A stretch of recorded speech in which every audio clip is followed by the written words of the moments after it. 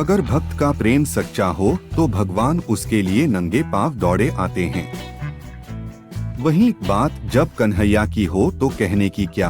अपने भक्तों के लिए वह न जाने कितने रूप धरते हैं और कितनी ही अनगिनत लीलाएं कर चुके हैं, जिनका प्रमाण हमारे धार्मिक ग्रंथों में मिलता है। ऐसी ही एक रोचक कथा है जब कन्हैया ने अपने भक्त के लिए एक अनोखा काम किया। तो आइए जानते हैं इस बारे में विस्तार से। पौराणिक कथा के अनुसार एक बार की बात है, किसी नगर में एक राजा ने एक मंदिर बनवाया जिसमें श्री कृष्ण की एक मूर्ति भी रखवाई, लेकिन उसकी कभी पूजा नहीं की। पूजा करने के लिए मंदिर में एक पुजारी को रखा गया। पुजारी नियमित कन्हैया जी को नहलाता और बड़ी ही श्रद्धा भाव से उनकी पूजा अर्चना करता। राजा भी रोज कान्हा जी के लिए एक फूलों की माला भेज देता था और जब वह दर्शन करने आता तो पुजारी उस माला को उतारकर राजा को पहना देता। ऐसा करते करते पुजारी की भी उम्र बीत चुकी थी। एक दिन किसी वजह से राजा नहीं आ सका तो उसने एक सेवक के हाथ मंदिर में माला पहुंचा दी और कहलवाया दिया कि आज वह मंदिर नहीं आएगा, इसलिए पुजारी उसका इंतजार ना करे। इतना कहकर सेवक चला गया। पुजारी ने हमेशा की तरह कन्हैया जी को माला पहना दी, लेकिन जब शाम हुई तो पुजारी यह सोचने लगा, माला उतारकर किसे पहनाई जाए। उसने सोचा क्यों न ये माला आज मैं ही पहन लूं। वैसे भी मेरी उम्र हो चली है, जीवन का क्या पता कब खत्म हो जाए। इतना सोचकर पुजारी ने माला उतारकर अपने गले में डाल ली, लेकिन इतने में ही सेवक आ गया और उसने बताया कि राजा की सवारी मंदिर में पहुंचने वाली है।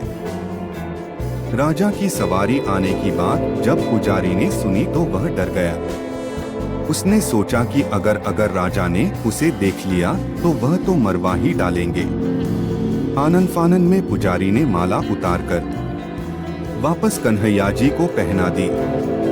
जैसे ही राजा अंदर आया तो हमेशा की ही तरह पुजारी ने माला कान्हा जी के गले से उतारकर राजा को पहना दी, लेकिन माला पर लगा सफेद बाल देखकर राजा समझ गए कि पुजारी ने यह माला स्वयं ही पहनी थी।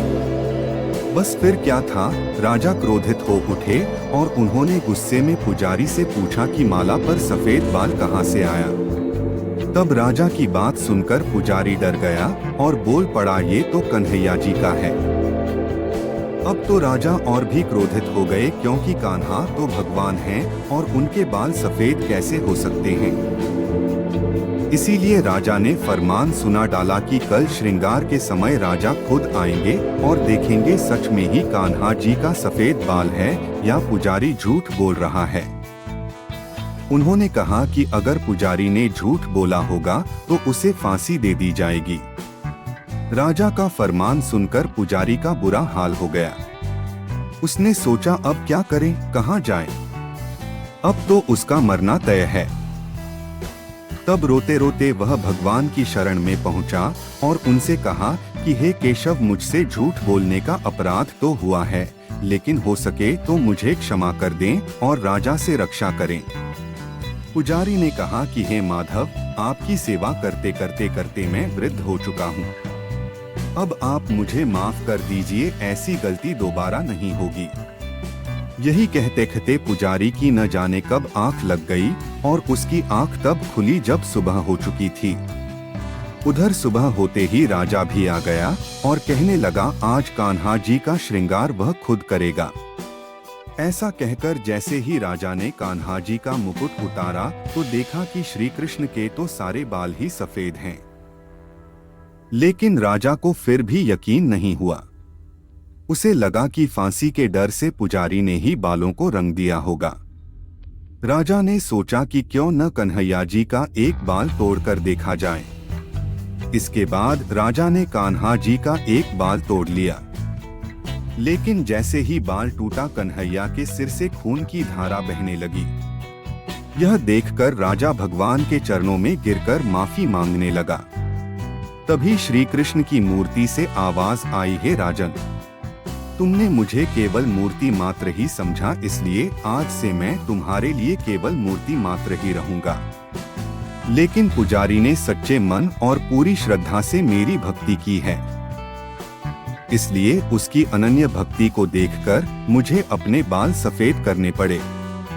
कन्हैया जी ने कहा कि भक्ति में कभी भी संशय नहीं होना चाहिए और सच्चे भक्त की लाज तो मैं कभी जाने ही नहीं देता। दोस्तों, अगर ये कहानी अच्छी लगी हो तो प्लीज लाइक करें, कमेंट करें और अपने दोस्तों को शेयर जरूर करें और मेरे चैनल को सब्सक्राइब जरूर करें। धन्यवाद। जय श्री कृष्णा।